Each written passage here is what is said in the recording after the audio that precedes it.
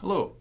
In this video, we're just going to go over the concept of accounting for a basic bond. And this, of course, is using IFRS and the effective interest method.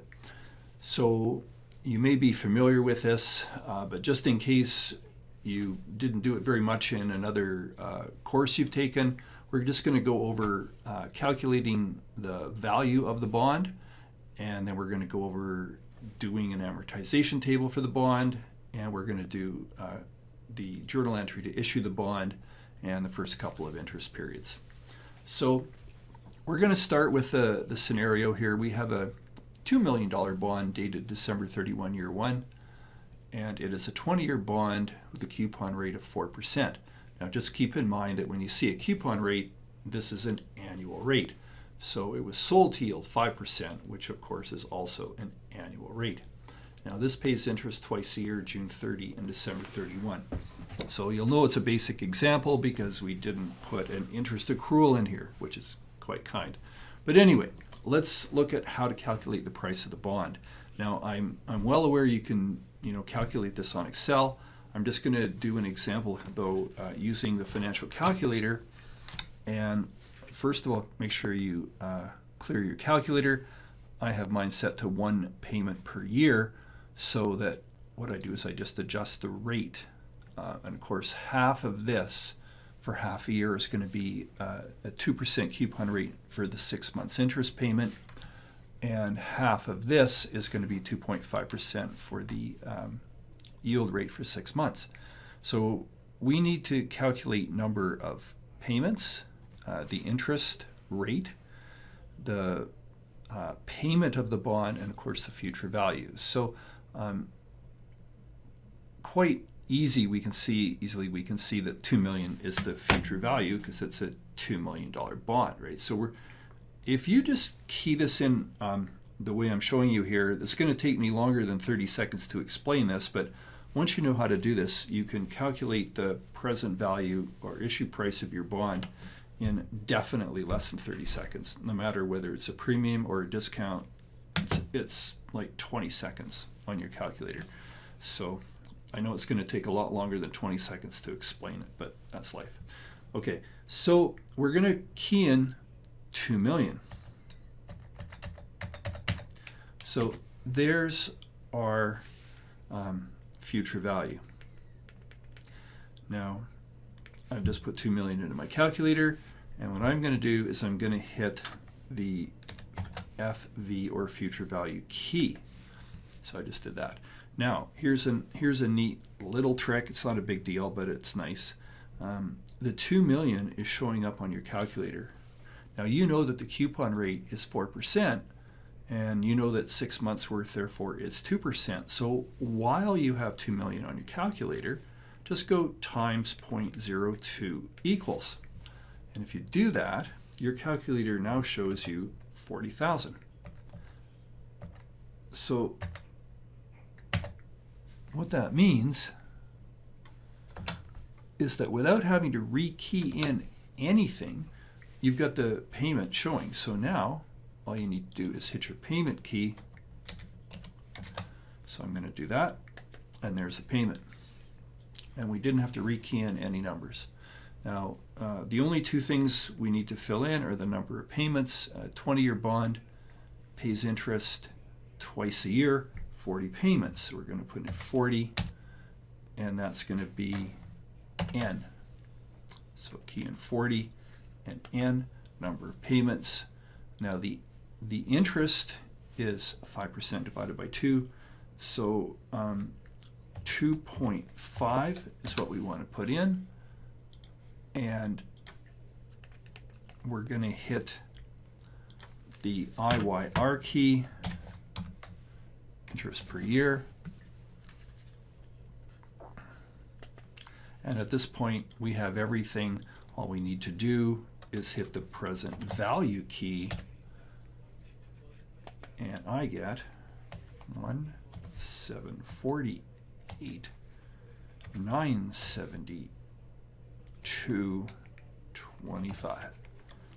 Long number. Okay. So not bad. So there's our present value. Now, obviously that takes longer than 30 seconds to say how to do this, but if you wanted to go back and just try this again, it's a skill worth developing in your accounting career, just to make sure you can do this really quickly, easily, and accurately. Okay, so the next thing we want to do is we want to get a bond amortization table. It's going to do two things for us. One, it's going to give us all the numbers for all our journal entries for the whole life of the bond, but also it's going to help us ensure that we didn't, hit the wrong key, miss a zero or something when we were doing our actual present value calculation, because you should come back to 2 million. That's what you should do, right? So let's just take this number and do a bond amortization table. So there, I'm just going to use dollars here. There's our beginning amount. Notice that this is a discount, so this column here is going to be the amount of discount amortized, and this is going to be your interest expense. And just note that your interest expense is not 4%. That's the cash you pay. Your interest expense is what we calculated using 2.5% every 6 months, right? So that's your expense.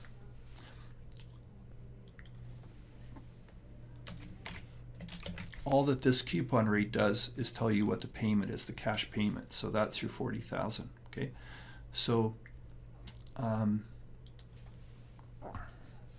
this is at issue.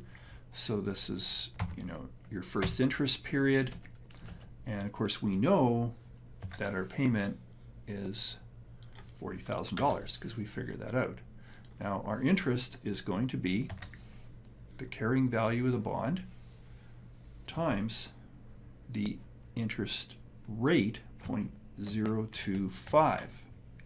So there's our interest expense, and of course it's more because the bond was sold at a discount. We didn't get our $2 million. Now the difference between these two numbers is the discount amortized during the first period. So we need to finish this table at $2 million. So that means we're going to take this number and we're going to add it, not subtract it. So we're going to start with our carrying value, we're going to add the discount amortized, and there's a new one. I'm sure lots of people know more about Excel than I do, but what I find is I need to sort of copy the first row twice, because what I do here is I just go plus that number, and that kind of stabilizes that $40,000. And then here, in terms of which interest period, I'm just going to go plus that plus 1, so that when I copy it, it should just go 3 through 40. Okay, so here's another little trick with Excel. We know the maturity value of this bond is 2 million, and I really don't like counting rows, so I don't need to count rows. All I need to know is that I need to go at least 40 rows down, and then all we need to do is find where we hit our magic $2 million. It should be at payment 40, and then delete everything below that line. So we're going to take the second line, which should copy perfectly, and we're just going to copy it way down here. Okay, so I got like 100 or something. But look, here's where we started, and here's 40 periods. So notice we're right at 2 million. I'm just going to take this, going to delete it, and there's our bond amortization table. Now we can't really see the whole thing because it's 40 payments, but notice that each one of these represents a journal entry for 6 months. So we've got our present value, we have the numbers we need for a journal entry. Let's just do a couple of journal entries here and make sure that we can do these journal entries for the bond. Okay, So I don't want to lose this off the screen.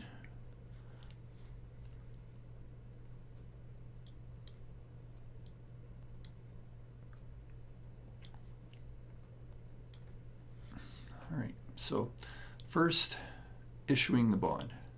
So to issue the bond, we get money. So we're going to debit cash. Let me just size that up a bit for you. So we're going to get cash, and of course this is bonds payable. Now, my real recommendation here is don't even think about using a discount on bonds payable account. In your earlier accounting education, you might have seen that, but it's just not worth the bother, right? Because you are going to present your bond on your balance sheet at carrying value. This is the carrying value. You don't need to have a discount account at all. All it does is add complexity to something that's really, really simple. So we're not going to use a discount account. And same thing, if it was a premium, we would not use a premium. All we're going to do is we're just going to run this at carrying value. And then you'll notice what we do every interest period is we add to the carrying value of our bond. Well, now we just have to credit bonds payable, and you don't need your discount for anything. So this is the entry to issue the bond, and this would be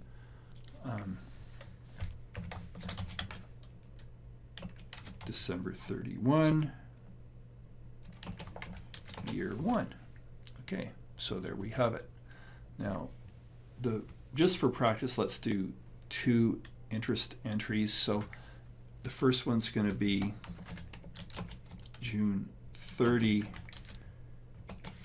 year 2, and the next one is going to be December 31, year 2. And of course, if you can do one journal entry here, you can do all 40, right?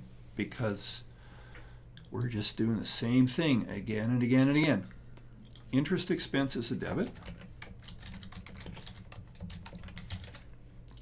And we know that we started with the discount, and we know that this 3724 has to be a credit to increase the carrying value of the bond. So we're going to have a credit to bonds payable. And of course, we have to pay our cash. So let's look at this entry. The entry is these 3 numbers right here. The second entry is these 3 numbers right here. It's fantastic. So our interest expense is based on the yield rate. It's right here. I'm just going to pick it up. Our bonds payable increase is right there. I'm going to pick that up. And the cash payment is 40. We're going to pick that up. And of course, it balances. So there's your first entry for your June 30th year 2 interest. Now, you get to do this 39 more times, at least 6 months apart. But basically, nothing here changes, right? So all I'm going to do, I'm just going to copy this in. The second interest period, I'm just going to copy it on Excel, and I'm going to, oh, that didn't work. Oh well. Hang on. There. And of course, I'm going to change those numbers because what we want is we want the numbers from the second line of our amortization table. So we're going to have interest expense right here from our second line, and the increase to our bonds also from interest period 2 right there, and of course that balances. And of course, you know, we could turn this into a 2-hour video, right? We could just go on forever doing these entries, but in the end it's going to get paid off. So that's just what we're going to do today for just a reminder and maybe a couple of tips on doing bonds.